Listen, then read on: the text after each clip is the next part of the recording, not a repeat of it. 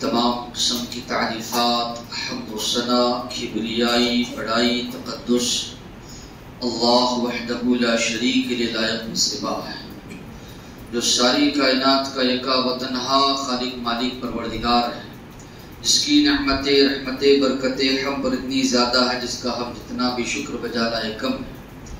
درود اور سلامتی نازل وہ آخری رسول محمد رسول اللہ صلی اللہ علیہ وسلم پر، جن کو اللہ تبارک و تعالی نے اس کائنات کے لیے رحمت بنا کر مبعوث فرمایا۔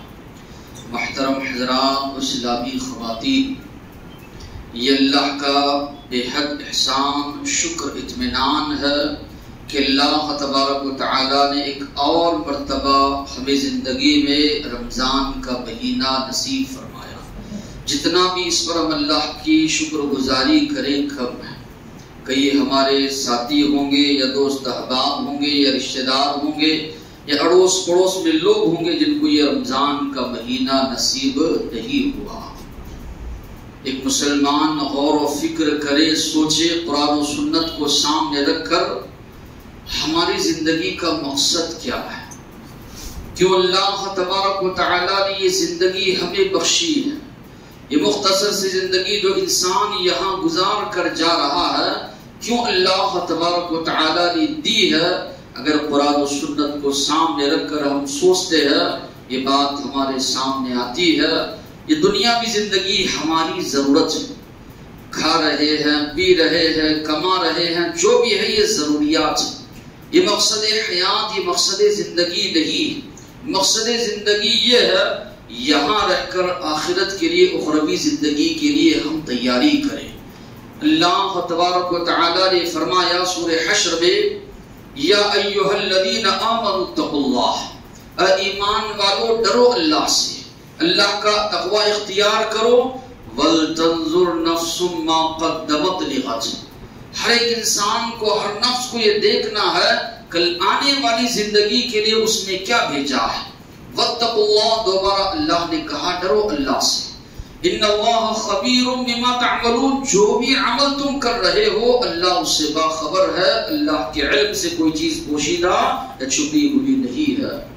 اللہ تعالی ایمان والوں سے کہہ رہے ہیں وَلْتَنْظُرْ نَفْسٌ مَا قَدَّمَتْ لِغَدٍ، یہاں رہ کر محاسبہ کرو، اپنا جائزہ لو، کل آنے والی زندگی کے لیے کیا کچھ اعمال ہم آگے بھیج رہے ہیں۔ آج یہاں پر ہم محاسبہ کر سکتے ہیں، اعمال جو ہے نیک اعمال کر سکتے ہیں، کل دن قیامت کے وہاں پر نہ اعمال ہم کر سکتے، محاسبہ نہیں کر سکتے، وہاں پر اپنے اعمال کا حساب و کتاب اللہ کو دینا۔ اللہ تبارک و تعالی نے سورہ ملک میں فرمایا الذی خلق الموت والحیات لیبلوکم ایکم احسن عملا، یہ جو دنیاوی زندگی ہر روز انسان موت کے قریب جا رہا ہے، اس لیے اللہ نے دی ہے تاکہ تم کو آزمائے۔ ایکم احسن عملا، تم میں کون بہترین اعمال لے کر اللہ کے پاس آئے گا، کون بہترین اعمال صالحہ لے کر اللہ کے پاس آئے گا، یہ آزمانے کے لیے اللہ تبارک و تعالی نے یہ دنیاوی زندگی دی ہے۔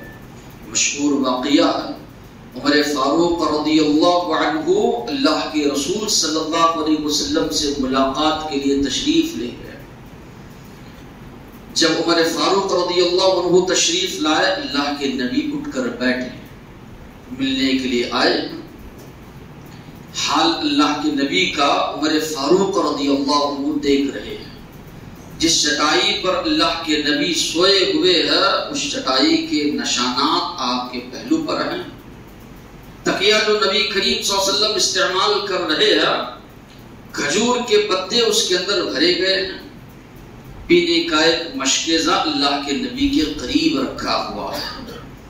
یہ دیکھ کر عمر فاروق رضی اللہ عنہ کی آنکھوں سے آنسو آ گئے۔ اللہ کے نبی قیصر و کسریٰ اسی طرح دوسرے بادشاہ عیش و آرام کی زندگی گزار رہے ہیں، اور آپ اللہ کے نبی ہیں، آپ کا مقام مرتبہ اتنا بلند ہے، آپ کے لیے ہم بہترین بستر لگا دیں۔ اللہ کے نبی نے فرمایا میری اور دنیاوی زندگی کی جو مثال ہے کراکب استظل تحت الشجرہ، اس سوار کی طرح ہے، اس مسافر کی طرح ہے چلتے چلتے جب تھک جاتا ہے تھوڑی دیر آرام فرمانے کے لیے، آرام کرنے کے لیے کسی درخت کے نیچے تھوڑی دیر لیٹ گیا چھاؤں میں، پھر اس کے بعد اپنی منزل کی طرف چل پڑا۔ بڑی بہترین مثال کے ذریعے اللہ کے نبی نے دنیاوی زندگی اور آخرت کی مثال سمجھائی کہ دنیاوی زندگی گزرگاہ ہے، جو کچھ آیا ہے یا جو انسان یہاں آیا اس کو ایک نہ ایک دن جانا ضرور ہے۔ منزل جو ہے نبی کریم صلی اللہ علیہ وسلم فرما رہے ہیں وہ آخرت ہے۔ اس آخرت میں کامیابی کے لیے دو چیزیں لازمی ہیں، ایک ہے ایمان، دوسرا ہے اعمال صالحہ۔ ایمان کے بغیر کوئی عمل اللہ کے پاس قابل قبول نہیں ہے، تو ایمان کے ساتھ ساتھ اعمال صالحہ یہ لازم ہے، ضروری ہے۔ جگہ جگہ پر اللہ نے جہاں پر جنت کا تذکرہ فرمایا، اعمال صالح کا تذکرہ فرمایا۔ ان الذين آمنوا وعملوا الصالحات لهم جنات تجری من تحتها الانہار، اللہ نے کہا یقیناً جو لوگ ایمان لائے اعمال صالحہ کرتے رہے ان کے لیے ایسی جنتیں ہوں گی جس کے نیچے سے نہریں جاری ہوں گی، ایسے باغات ہوں گے جس کے نیچے سے نہریں بہہ رہی ہوں گی۔ تو اللہ نے ایمان کے ساتھ اعمال صالحہ کا تذکرہ کیا۔ یہ اللہ کا کرم ہے، اللہ کا فضل ہے۔ اللہ تبارک و تعالی زندگی میں ایسے مواقع ایک مسلمان کو عطا کرتے ہیں، تھوڑا عمل مسلمان کر لیتا ہے، ایمان والا کر لیتا ہے، بہت زیادہ ثواب اللہ تبارک و تعالی اس کو عطا کرتے ہیں۔ عرفہ کا روزہ ہے 2 سال کے گناہ معاف، یا اسی طرح عاشورہ کا روزہ 1 سال کے گناہ معاف، ایام 20 کے روزے رکھ رہے ہیں، سال بھر روزوں کے برابر ثواب اللہ تعالیٰ مواقع عطا کرتے ہیں۔ تو اسی طرح ایک موقع جس کو نیکیوں کا موسم بہار کہا جاتا ہے، رمضان کا مہینہ ہے جس سے ہم گزر رہے ہیں، اسی طرح اس مہینے کی شروعات آج سے ہوئی ہے۔ یہ نیکیوں کا موسم بہار ہے جو اللہ تبارک و تعالیٰ نے ہم کو نصیب فرمایا ہے۔ اسلاف اکرام سلف صالحین کے بارے میں یہ بات ملتی ہے، اللہ سے دعائیں مانگا کرتے تھے رمضان نصیب کرے۔ رمضان جب ان کو ملتا بہت زیادہ اللہ کی عبادت بندگی میں گزارتے، پھر رمضان جانے کے بعد اللہ تبارک و تعالیٰ سے دعائیں مانگتے، اللہ جو عبادتیں ہم نے کی ہے، جو بندگی کی ہے، اللہ اس بندگی کو، اس عبادت کو تو شرف قبولیت سے نواز، ان عبادتوں کو اللہ تو قبول فرما۔ تو یہ سلف صالحین کا جو ہے طرز ہے، یہ طریقہ ہے۔ رمضان کا ملنا، اس میں عبادت کرنا، اللہ کی بندگی کرنا کتنا بڑا درجہ ہے، اس روایت سے اس کا اندازہ ہم لگا سکتے ہیں۔ طلحہ بن عبید اللہ رضی اللہ عنہ فرماتے ہیں 2 آدمی نبی کریم صلی اللہ علیہ وسلم کے پاس آئے، دیہات کے رہنے والے تھے، اسلام قبول کی۔ ان میں سے ایک صحابی جو تھے عبادت گزار بھی تھے اور جنگ کے موقع پر شہید بھی ہوئے۔ دوسرے جو صحابی تھے ان کے مقابلے میں کم عبادت گزار تھے، شہادت بھی ان کو نصیب نہیں ہوئی، لیکن 1 سال کے بعد ان کی وفات ہوئی۔ تو یہ فرماتے ہیں کہ میں نے خواب میں دیکھا تینوں ہم جنت کے باہر کھڑے ہیں، اندر سے ایک فرشتہ تشریف لاتا ہے، جو صحابی کی وفات 1 سال کے بعد ہوئی ہے ان کو جنت میں داخل ہونے کے لیے کہتا ہے۔ وہ جنت میں داخل ہوتے ہیں، پھر بعد میں دوبارہ وہ فرشتہ آتا ہے اور کہتا ہے، جو صحابی ایک شہید ہوئے تھے ان سے کہتا ہے کہ جنت میں داخل ہو جاؤ۔ تیسری مرتبہ آ کر ان سے کہتا ہے کہ آپ کا ابھی داخل ہونے کا وقت نہیں آیا، یعنی موت آپ کی نہیں آئی، آپ چلے جائیے۔ صبح میں اٹھ کر جب دیگر لوگوں کو یہ خواب سناتے ہیں تو بڑا تعجب لوگوں کو ہونے لگتا ہے، شہید کے مقابلے میں جن کو فطری موت اللہ نے نصیب کی، پہلے وہ جنت میں داخل ہو رہے ہیں۔ تو یہ بات اللہ کے نبی کے پاس صحابہ کرام پہنچاتے ہیں۔ اللہ کے نبی فرماتے ہیں تعجب کی کیا بات ہے، کیا تم لوگ نہیں دیکھتے 1 سال ان کو ملا، اترک رمضان وصامہ، رمضان کا مہینہ ان کو نصیب ہوا، رمضان کے روزے انہوں نے رکھے، نمازوں کی پابندی انہوں نے کی، فما بینہما ابعد، دونوں کے درمیان اتنا فاصلہ ہے، ما بین السماء والارض، آسمان اور زمین کے درمیان جتنا فاصلہ ہے، اللہ کے نبی فرما رہے ہیں دونوں کے درمیان اتنا فاصلہ ہے تو اندازہ ہم نہیں لگا سکتے کتنا زیادہ درجہ بلند اللہ کے نبی نے قرار دیا. ما بین السماء والارض، آسمان اور زمین کے درمیان جتنا فاصلہ ہے اللہ کے نبی فرما رہے ہیں اتنا فاصلہ ہے دونوں کے درمیان. تو رمضان کا نصیب ہونا یہ اللہ تبارک و تعالیٰ کی بہت بڑی نعمت ہے. عام طور پر جو ہے جب یہ مہینہ آتا ہے سوال یہ ہوتا ہے رمضان کیسے گزاریں. اسی طرح استقبال رمضان، پہلے تو یہ تصور اسلامی تصور ہے ہی نہیں، یہ غلط تصور ہے کہ مسلمان کو ہمیشہ نیکیاں کرنا ہے، ہمیشہ اللہ کی عبادت کرنا ہے، ہمیشہ اللہ کی بندگی میں لگا رہنا ہے.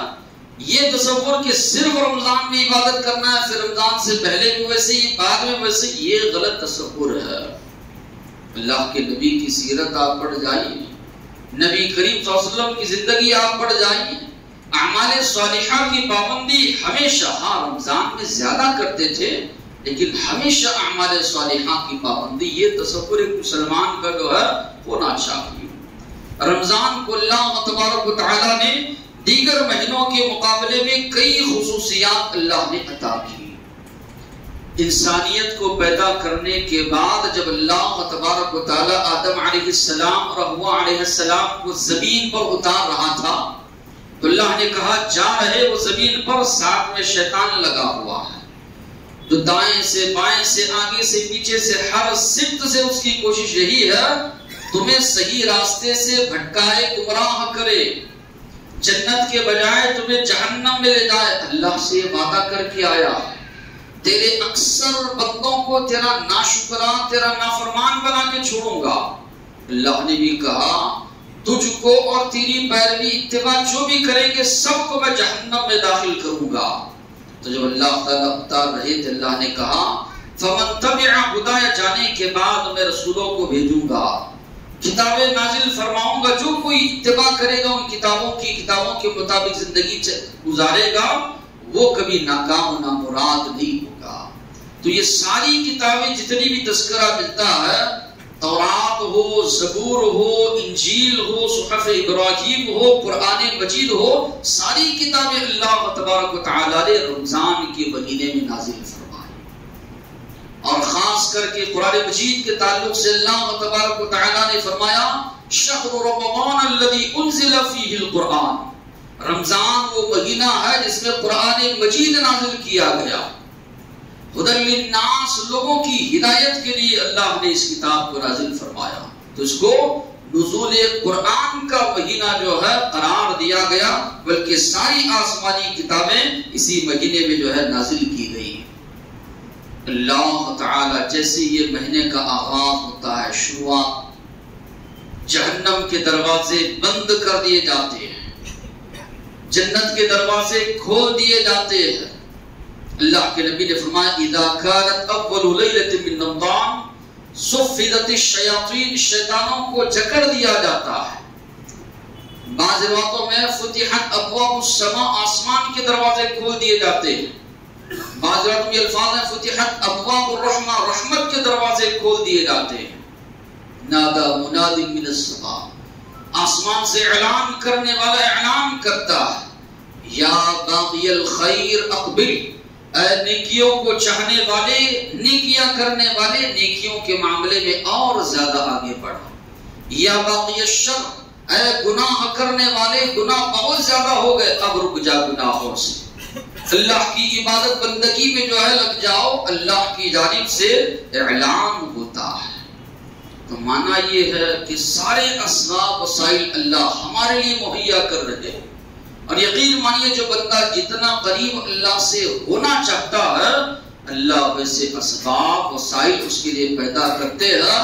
جو بندہ جتنا دور ہونا چاہتا ہے اللہ سے ویسے اسباب وسائل اللہ اس کے لیے پیدا فرماتے ہیں. تو اللہ کی جانب سے اعلان ہوتا ہے، فرشتے اعلان کرتے ہیں یا باقی الخیر اقبل، اے نیکیاں کرنے والے آگے بڑھ جا. یا باقی الشر اقصر، اے گناہ کرنے والے رک جا. کئی لوگ جو دیگر ایام میں اپنے گناہوں کی وجہ سے، اپنی نافرمانی کی وجہ سے، اپنے کرتوت کی وجہ سے جہنم کے مستحق ہو چکے تھے، ان ایام میں اعمال صالحہ کرنے کی وجہ سے اللہ تعالی جہنم سے ان کو آزاد کرتے ہیں، جنت میں اللہ تبارک و تعالی داخلہ ان کو عطا کرتے ہیں۔ نبی کریم صلی اللہ علیہ وسلم نے فرمایا ان للہ عتقاء فی کل یوم و لیلہ یعنی فی رمضان، اللہ تعالی ہر رات اور دن لوگوں کو جہنم سے آزاد کرتے ہیں، یعنی رمضان میں ان لکل مسلم فی کل یوم دعوت مستجابہ، ہر روز اللہ تبارک و تعالی مسلمان کی ایک دعا قبول کرتے ہیں۔ والدین یا دیگر کوئی رشتہ دار ہے موحد توحید پرست، ان کے حق میں دعا کیجئے، ہو سکتا ہے وہ جہنم کے مستحق تھے، اللہ آپ کی دعا کی وجہ سے ان کو جنت نصیب کرے۔ احادیث میں تذکرہ ملتا ہے ہماری دعاؤں کا فائدہ جو لوگ وفات پا چکے ہیں ان کو ہوتا ہے۔ اللہ کے نبی فرما رہے ہیں ہر روز اللہ تبارک و تعالی جو جہنم کے مستحق ہو چکے تھے ان کو آزاد کرتے ہیں جہنم سے، جنت میں اللہ تبارک و تعالی ان کا شمار کرتے ہیں۔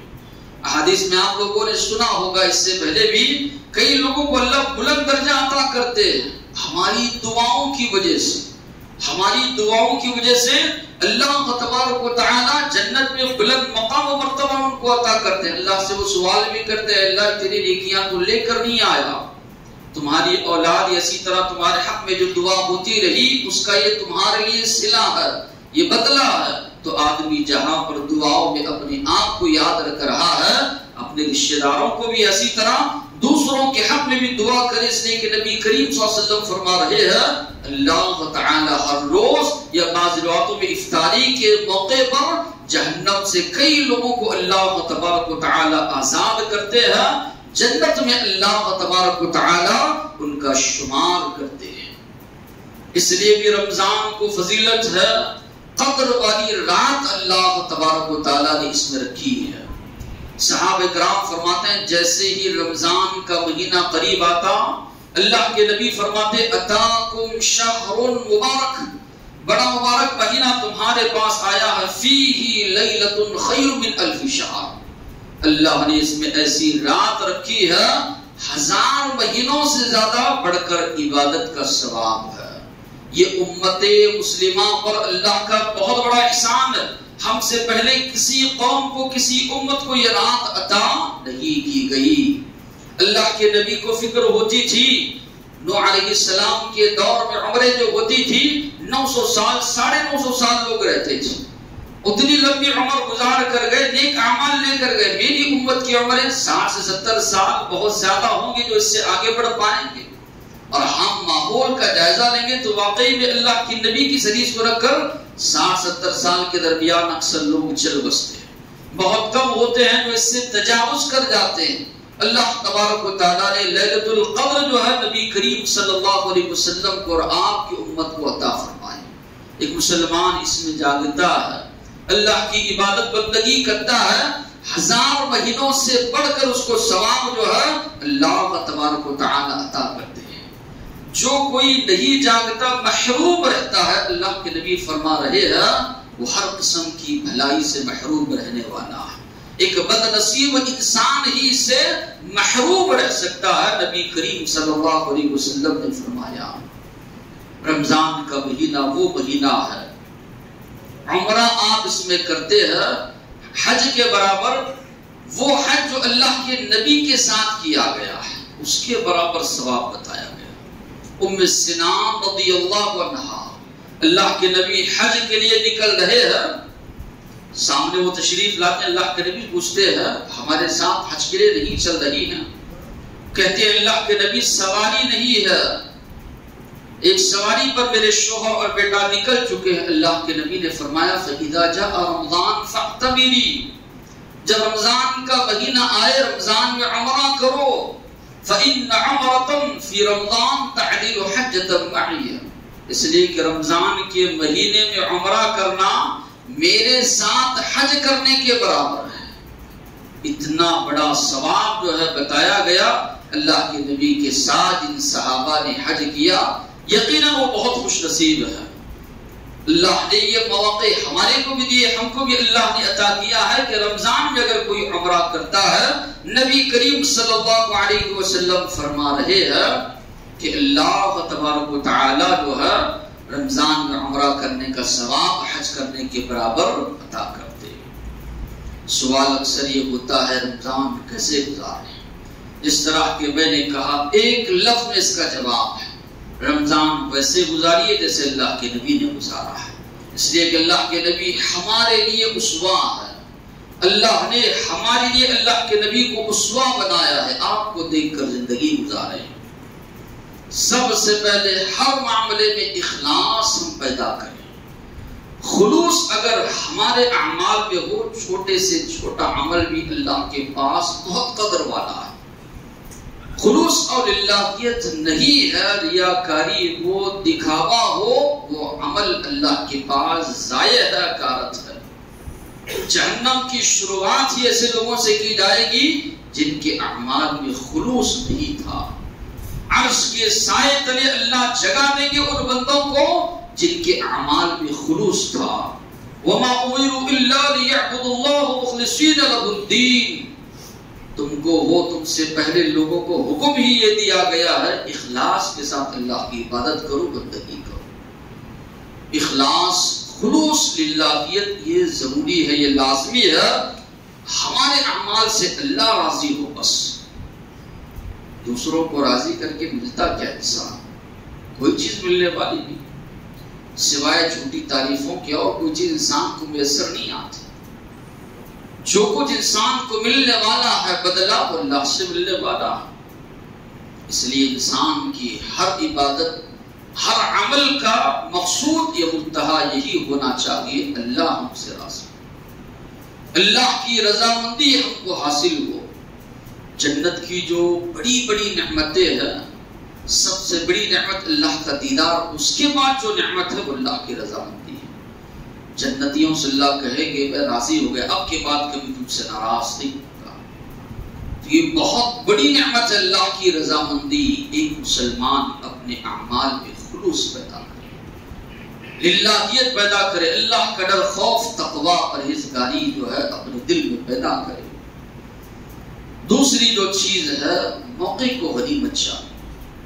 اللہ کے نبی نے فرمایا نعمتان مغبوب فیہما کثیر من الناس، دو نعمتیں اللہ نے ایسی دی ہیں لوگ اس میں خیانت کرتے ہیں۔ بہت بڑی نعمتیں ہیں اللہ کی، لیکن لوگ صحیح استعمال ان دونوں نعمتوں کا نہیں کرتے۔ پہلی نعمت ہے الصحہ، صحت اللہ نے دی ہے، اس کی قدر نہیں کرتے۔ بیمار انسان جب ہو جاتا ہے، نماز پڑھنا، روزہ رکھنا، عبادت کرنا بہت مشکل ہوتا ہے۔ حالات جو چل رہے تھے 7 سال پہلے کورونا میں، جو لوگ مبتلا تھے، حالات جو کیسے تھے، عبادت بندگی کرنا انسان کے لیے بہت مشکل تھا۔ اللہ کے نبی فرما رہے ہیں صحت اللہ نے دی ہے، اس کو غنیمت جان، اللہ کی عبادت بندگی میں اس کو لگاؤ۔ والفراغ، فرصت کے اوقات اللہ نے دیے۔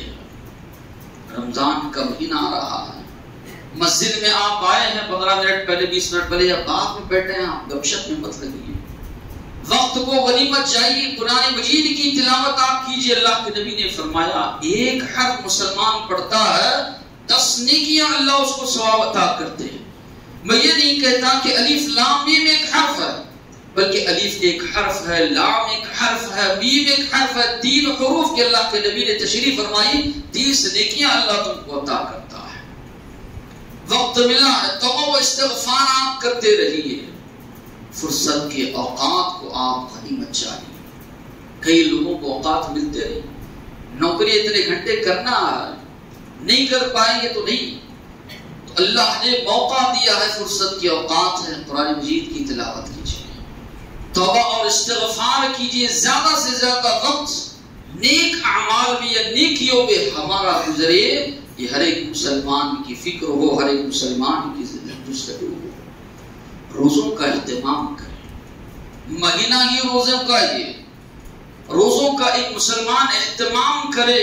اللہ کہ بیمار وغیرہ ہے فدیہ دے دے، ایسے بیماری مبتلا ہے شفا یابی کی امید نہیں ہے، بہت زیادہ بوڑھے ہو چکے ہیں، الگ مسئلہ ہے، شریعت خود اجازت دیتی ہے ورنہ تکلیف ہوتی ہے 14 ساڑھے 14 گھنٹے بھوکا پیسہ رہنا آسان نہیں ہے، لیکن اللہ کے لیے مسلمان کو رہنا ہے۔ نبی کریم صلی اللہ علیہ وسلم نے فرمایا من صام رمضان ایمانا واحتسابا غفر له ما تقدم من ذنبه، جو کوئی مسلمان اللہ کے لیے روزے رکھتا ہے اس کی پچھلے گناہ اللہ بخش دیتے ہیں، معاف فرما دیتے ہیں۔ پھر اسی طرح نبی کریم صلی اللہ علیہ وسلم نے فرمایا اللہ فرماتا ہے کل عمل ابن آدم اللہ، بنی آدم کا ہر عمل اس کے لیے ہے سوائے روزے کے۔ روزہ بندہ میرے لیے رہتا ہے، میرے لیے اپنا کھانا اور اسی طرح نفسانی خواہشات کو ترک کر دیتا ہے، میں اس کا بدلہ دوں گا، اور یقیناً اللہ بدلہ دے گا، اپنے شان کے لائق اللہ تبارک و تعالی بدلہ عطا کرے گا۔ روزوں کا اہتمام ایک بندہ کرے، جان بوجھ کر اگر کوئی مسلمان روزہ چھوڑتا ہے، جس طرح زکوٰۃ کے منکر کو صحابہ نے کافر قرار دیا، جہاد کیا، نمازوں کے معاملے میں جان بوجھ کر نماز چھوڑنے والے کو کفر کا فتویٰ لگایا گیا، اسی طرح جان بوجھ کر اگر کوئی روزہ نہیں رہتا، صحت اللہ نے دی ہے، سب کچھ دیا ہے، سارے اسباب وسائل بھی ہے، محض کاروبار یا اسی طرح دیگر چیزوں کی وجہ سے، تو وہ کفریہ کام کر رہا ہے، کفر تک اپنے آپ کو لے جا رہا ہے جان بوجھ کر اگر وہ روزہ چھوڑتا ہے۔ ساری زندگی کے روزے بھی رمضان کے ایک روزے کی بھرپائی یا برابری نہیں کر پائیں گے اگر وہ جان بوجھ کر روزہ چھوڑتا ہے۔ تو اللہ موقع دیا ہے کہ مسلمان روزوں کی پابندی کرے۔ نزول قرآن کا مہینہ ہے، کثرت سے قرآن مجید کی جو ہے تلاوت کی جائے۔ نبی کریم صلی اللہ علیہ وسلم جتنا قرآن نازل ہوا ہوتا جبرائیل کو سناتے، جبرائیل سے قرآن مجید جو ہے سنا کرتے تھے، تو قرآن مجید سنے بھی اور اسی طرح سنائیں بھی، اسی طرح توبہ اور استغفار کا جو ہے یہ مہینہ ہے، بہت زیادہ پسندیدہ ہے اللہ کو توبہ و استغفار۔ خوشحالی اللہ اس قوم کو عطا کرتے ہیں جو قوم توبہ و استغفار کو لازم پکڑتی ہے۔ اللہ کا عذاب اس قوم پر نہیں آتا جو قوم توبہ اور استغفار کو لازم پکڑتی ہے۔ تحت سالی مہنگائی اس قوم میں نہیں ہوتی جو قوم توبہ اور استغفار کو اپناتی ہے۔ جو قوم توبہ و استغفار کو چھوڑ دیتی ہے، مصیبتوں پریشانیوں میں گھر جاتی ہے، اللہ کے عذابات اس قوم پر نازل جو ہے ہونے لگتے ہیں۔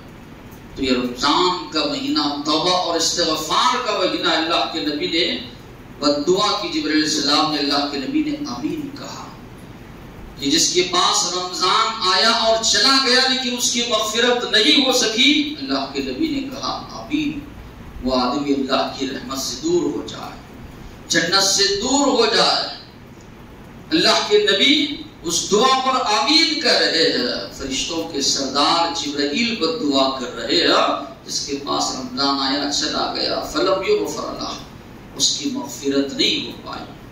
مسلمان یہ ٹھان لے اللہ سے گناہوں کو یاد کر کے ہم مغفرت کی دعا کریں، اپنے اللہ تبارک و تعالیٰ کو جو ہے منائیں گے۔ یقیناً گناہوں کی جو ہے معافی جب بندہ مانگتا ہے اللہ کے لیے بہت زیادہ پسندیدہ ہے، جس کا اندازہ ہم نہیں لگا سکتے، اتنا زیادہ یہ عمل اللہ کو پسندیدہ ہے۔ بندہ اگر اللہ سے دعا مانگتا ہے، صدقہ و خیرات کیجیے۔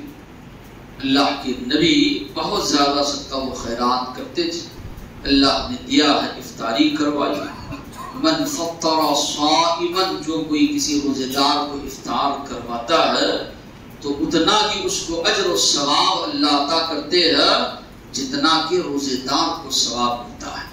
آج کل ویڈیوز وغیرہ وائرل ہو رہے ہیں، لوگ ایسے تصور پیش کر رہے ہیں کہ مسجد میں نہ کیا جائے، باہر کیا جائے، یا معاشرے محلے کے جو فقراء مساکین ہیں ان کو دیا جائے، یہ غلط تصور ہے۔ آپ معاشرے کے جو محلے کے جو فقراء مساکین ہیں ان کا یقیناً خیال آپ کیجئے، ہونا بھی چاہیے۔ گھر کے اڑوس پڑوس میں کوئی غریب رہتے ہیں، سحر اور افطاری کی سخت طاقت ان کے اندر نہیں ہے، ضرور پہنچا دیں۔ مسجد میں بھی جو ہے لوگ آ رہے، ان کے لیے بھی آپ افطاری کا اہتمام کروائیں۔ کوئی آدمی عمرہ کے لیے جا رہا ہے، اس کو روک کر وہ پیسہ صدقہ و خیرات کرو، اس طرح نہیں کہا ہے۔ عمرہ بھی آپ کیجئے، صدقہ و خیرات بھی آپ کیجئے۔ ایک نیک عمل سے روک کر دوسرے عمل کی طرف ابھارنا یہ صحیح نہیں ہے۔ مسجد میں مغرب کی نماز کے لیے کئی لوگ جو جمع ہوتے ہیں ان لوگوں کے لیے نہ کرو، باہر کے لوگوں کے لیے کرو، یہ تصور غلط ہے۔ یہاں بھی آپ کیجئے، اطراف میں جو بھی فقراء مساکین ہے، غرباء ہے، ان کے لیے بھی آپ کیجئے، اس لیے کہ اللہ کے نبی نے تفریق نہیں کی۔ اللہ کے نبی نے فرمایا من فطر صائما، جو کوئی کسی بھی روزے دار کو افطاری کرواتا ہے اتنا اجر اللہ اس کو عطا کرتے ہیں جتنا روزے دار کو جو ہے ملتا ہے۔ اللہ کے نبی کی سیرت کو آپ پڑھ جائیے، اللہ کے نبی کیسے یہ مہینہ گزارتے تھے۔ حذیفہ رضی اللہ عنہ اللہ کے نبی کی رات کی نماز کا تذکرہ کرتے ہوئے فرماتے ہیں جا کر اللہ کے نبی کے ساتھ کھڑا ہو گیا نماز پڑھنے کے لیے۔ اللہ کے نبی نماز پڑھنا شروع کیے، سورہ فاتحہ کے بعد سورہ بقرہ شروع کی۔ میں نے سمجھا 100 آیتوں کے بعد رکوع کریں گے، سورہ بقرہ ختم ہو گئی، سورہ آل عمران بھی اللہ کے نبی نے پڑھی، میں نے سمجھا ہو سکتا ہے یہاں پر رکوع کریں گے، سورہ نساء بھی اللہ کے نبی نے مکمل پڑھائی۔ آپ یہ تینوں سورتیں دیکھیں گے، 5 پارے والمحصنات مکمل، لا یحب اللہ چھٹا پارا جو ہے 4 رکوع اس کے ہوتے ہیں، گویا کہ 5 پارے اللہ کے نبی تلاوت کر رہے ایک رکعت میں۔ اور آگے جو حدیث کے الفاظ ہے ایک مسلمان غور و فکر کرے، نبی کریم صلی اللہ علیہ وسلم جو پڑھتے تھے کان یقرأ مترسلا، ٹہر کر پڑھ رہے۔ ایک دوسرا انداز کیا ہے، جب کبھی کہیں قرآن مجید میں اللہ سے سوال کرنے کا معاملہ، اذا مر بآیت فیہ سؤال، اگر کسی ایسی آیت سے گزر ہوتا جس میں اللہ سے مانگنا ہے ٹہر کر اللہ سے مانگتے۔ وَإِذَا مَرَّ بِآيَةٍ، اگر ایسی آیت سے گزر ہوتا جس میں اللہ پناہ مانگنے کا حکم دے رہا ہے جہنم سے وغیرہ، ٹہر کر اللہ سے پناہ مانگتے۔ اگر جنت کا سوال کرنا ہوتا سوال کرتے، یعنی ایک تو ٹہر کر تلاوت کر رہے ہیں، درمیان میں جہاں اللہ سے مانگنا ہو مانگ رہے ہیں، اور آگے جو فرماتے ہیں اللہ کے رسول کا جو رکوع ہوتا تھا اتنا لمبا جتنا قیام ہوتا تھا، قریب اور اس کے رکوع، اتنی اطمینان و سکون کے ساتھ اللہ کے نبی نماز ادا کر رہے۔ اس لیے عائشہ رضی اللہ عنہا فرماتی ہیں فلا تسأل عن حسنہن و طولہن، الفاظ نہیں ہے اللہ کے نبی کی جو نماز کا جو حسن ہے اس کو بیان کرنے کے، مت پوچھو اللہ کے نبی کی جو نماز ہوتی تھی کتنی لمبی ہوتی تھی اور کتنی بہترین نماز اللہ کے نبی کی ہوتی تھی۔ ایک مرتبہ اللہ کے نبی گھر سے نکل کر مسجد نبوی میں آئے نماز پڑھانے کے لیے، صحابہ پیچھے کھڑے ہوئے اللہ کے نبی کے، جو صحابہ نماز پڑھے تھے دیگر صحابہ کو انہوں نے اطلاع دی، دوسرے دن اور صحابہ زیادہ، جو صحابہ پڑھ کر گئے اور دیگر صحابہ، تیسرے دن اور زیادہ تعداد صحابہ اکرام کی، چوتھے دن اتنی تعداد مسجد جو ہے تنگ دامنی کا شکوہ کر رہی، جگہ نہیں ہے مسجد میں، اللہ کے نبی نکلے نہیں، صحابہ اکرام اللہ کے نبی کے حجرے کے پاس جا رہے ہیں، الصلاۃ الصلاۃ، رات بھر انتظار کر رہے ہیں صحابہ اکرام۔ صبح میں اللہ کے نبی نے فرمایا تم لوگ جمع تھے، گھر کے پاس آ کر آواز بھی دے رہے تھے، لم یخف علی مکانکم، تم لوگ موجود تھے، میں جانتا تھا یہ تمہارا شوق عبادت، یہ جو جذبہ ہے کہیں اللہ یہ نماز فرض نہ کر دے، عاجز تم لوگ آ جاؤ، اس لیے میں نے نکلا۔ اللہ کے نبی کا بھی یہ جذبہ، صحابہ کا بھی یہ جذبہ، تو ایک مسلمان کے اندر جو ہے یہ جذبہ ہونا چاہیے۔ زیادہ سے زیادہ جو ہے وقت جو ہے آج کل ماحول جو بنتا جا رہا ہے، مسجد میں آ کر کئی لوگ جو ہے گپ شپ کرنے لگ جاتے ہیں، غیبت شغلی وغیرہ کرنے لگ جاتے ہیں، اس سے اپنا بھی روزہ ضائع کر رہے ہیں، دوسروں کا روزہ بھی ہم ضائع کر رہے ہیں۔ غیبت شغلی ہو یا اسی طرح فتنہ فساد کی باتیں وغیرہ، ساری چیزوں سے ایک مسلمان محفوظ رہے۔ اللہ کے نبی نے فرمایا کوئی لڑنے کے لیے آئے تو کہو میں روزے سے ہوں، کوئی گالی دے دے سن لو برداشت کر لو، کہو میں روزے سے ہوں، انی امرؤ صائم۔ انسان صبح شام تک بھوکا ہوتا ہے، غصہ جلد آتا ہے، تو صبر سے کام لے، اثار و قربانی کا جذبہ اس کے اندر ہونا چاہیے۔ حرمین میں آپ دیکھیے اتنی تعداد ہوتی ہے، کہیں پر بھی آپ نہیں سنے ہوں گے کہ مسلمانوں نے جھگڑا، الگ الگ ممالک کے مسلمان ہیں، کسی کو پیر لگ رہا ہے، کسی کو ہاتھ لگ رہا ہے، دھکم بیل ہو رہی ہے، لیکن کبھی کسی کے درمیان جھگڑا وہاں پر آپ لوگ نہیں دیکھیں گے۔ امن و امان، سکون چاہیے۔ یہی ہر ایک مسجد کا جو ہے معاملہ مسلمانوں کے درمیان ہونا چاہیے۔ اللہ کا گھر ہے، مقصد اس کا یہ ہے یہاں عبادت کی جائے، بندگی کی جائے۔ عمر فاروق رضی اللہ عنہ کے درمیان دور میں دو آدمی باتیں کرتے بیٹھے، اللہ کو نے بلایا، اس شہر کے ہوتے کوڑے مارتا تم لوگوں، باہر کے ہو اس لیے چھوڑ رہا۔ اللہ کا گھر ہے، ذکر و اذکار، عبادت بندگی کرو، اس کے لیے بنایا گیا ہے۔ غیبت، چغلی، اسی طرح ادھر ادھر کی باتیں، اہل فیل کی باتیں جو ہے چھوڑ دیا۔ کئی لوگ جو آتے ہیں تو لوگ یہ تانا دینے لگتے ہیں کہ رمضانی مسلمان، یہ بارش کے کیڑے آ گئے۔ نہیں کہنا چاہیے، اللہ نے ہم کو توفیق دی ہے، ہم عبادت کرتے رہے سال بھر، کسی کو تانا دینا یہ مناسب نہیں ہے۔ اور وہ لوگ بھی اپنے اعمال کا جائزہ لیں جو صرف رمضان میں اللہ کی عبادت بندگی کرتے ہیں، اللہ کو دھوکہ دے رہے ہیں۔ بہت بڑا جو ہے گناہ کا کام کرنا اگر صرف رمضان میں اللہ کو یاد نہ کریں، یہاں سے ارادہ کر لے، ٹھان لے کہ اللہ یہ توفیق دے کہ ہمیشہ جس طرح اب رمضان میں فجر کی نماز کی پابندی کر رہے ہیں، بقیہ ایام بھی ہے اللہ ہم کو تو توفیق دے۔ بڑی بات نہیں، اللہ توفیق دے دے تو انسان کے اعمال جو ہے سدھر جائے، سنبھل جائے۔ صفائیت کا بھی مسلمان خیال رکھے، تعداد زیادہ آتی ہے، ٹوائلٹ کرتے ہیں، اسی طرح دوسرے بات جو ہے بعد میں جانے والوں کو تکلیف ہوتی ہے، ایک مسلمان جو ہے صفائیت کا خیال رکھے۔ اللہ کے نبی نے فرمایا اب طہور نصف الایمان، طہارت باقی آدھا ایمان ہے۔ ایک مسلمان صفائیت کا خیال رکھے۔ ویڈیو وغیرہ وائرل ہوتے ہیں، دوسرے قوموں کی عبادت گاہیں بھی بتائی جاتی، مسلمانوں کی چپل جو ہے پڑے ادھر ادھر، دوسروں کی عبادت گاہیں بتائی ایک دم سلیقے سے۔ سلیقہ تو ہم سکھانا ہے دوسروں کو، مسلمانوں کے پاس جو علم ہے شریعت کا کسی اور کے پاس نہیں ہے۔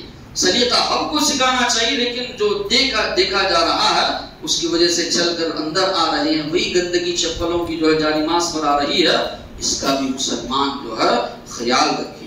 ساتھ ہی ساتھ میں کئی چیزیں، غلط کام یا غلط باتیں لوگوں کے درمیان جو پھیلی ہوئی ہے، لوگ یہ سمجھتے ہیں کہ روزے کی حالت میں کلی نہیں کرنا۔ بالکل آپ کلی کر سکتے ہیں، وضو بنا رہے ہیں، غسل نہیں کرنا ہے 12 بجے کے بعد وغیرہ، ایسا کوئی شریعت جو ہے نہیں کرے۔ اللہ کے نبی گرمی کی شدت ہوتی پانی اپنے سر پر ڈال لیتے تھے، صحابہ کچا کپڑا کر کے اپنے اوپر ڈال لیتے تھے۔ شریعت جو ہے آسان ہے، منع نہیں کیا گیا، کسی وقت بھی آپ جو ہے نہا سکتے ہیں۔ تیل لگانا ہے، سرما لگانا ہے، کنگھی کرنا ہے، ناخن نکالنا ہے، بال نکالنا ہے، کوئی چیز شریعت میں منع نہیں۔ کسی بھی چیز سے اللہ کے نبی نے منع نہیں کیا ہے، یہ لوگوں کی باتیں ہیں، لوگ جو افواہیں لوگوں کے درمیان جو ہے پھیلائے ہوئے ہیں، تھوک نگلنا ہے یا اسی طرح مسواک کرنا ہے، یہ ساری چیزیں اللہ کے نبی سے ثابت ہیں۔ اللہ کے نبی مسواک کرتے تھے، مسواک آپ کرنا چاہیں بالکل آپ کر سکتے ہیں۔ تو یہ افواہیں ہیں جو لوگوں کے درمیان پھیلی ہوئی ہے، یا بے تکی باتیں گڑگڑت باتیں ہیں، اللہ کے نبی نے ان چیزوں سے منع نہیں کیا۔